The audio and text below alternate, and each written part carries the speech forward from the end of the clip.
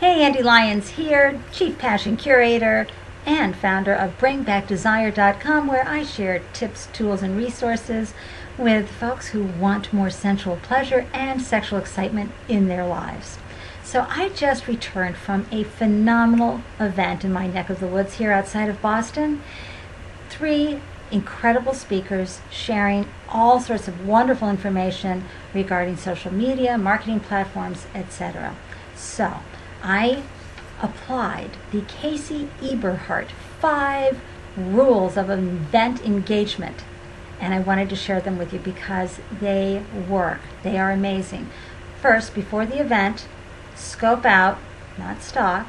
I've been accused of stalking. Just scope out the speakers. Find out what their Twitter handles are.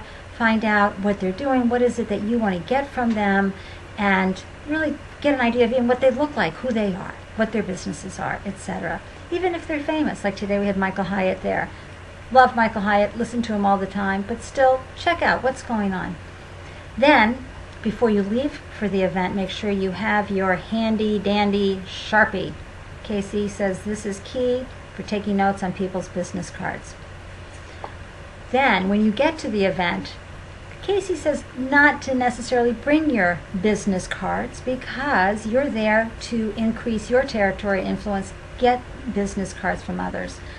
Then find the event organizer.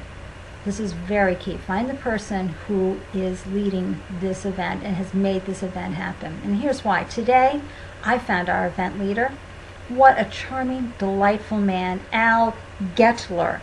And Al and I had a wonderful conversation before the event started. And what happened?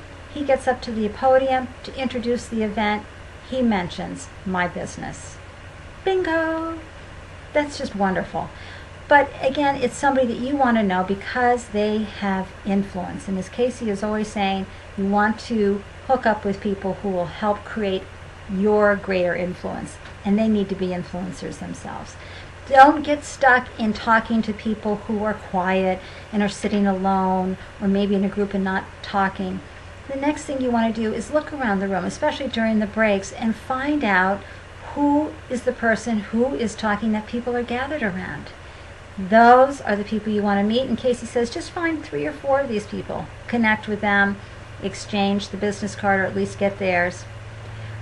This is where I add a little bit of my Ande spicy twist to Casey's rules of event engagement, and that is I personally like to sit strategically in alignment with the speaker because I know they're looking for a friendly face, and I want to be that friendly face. I like to be like, yeah, good job, I'm listening.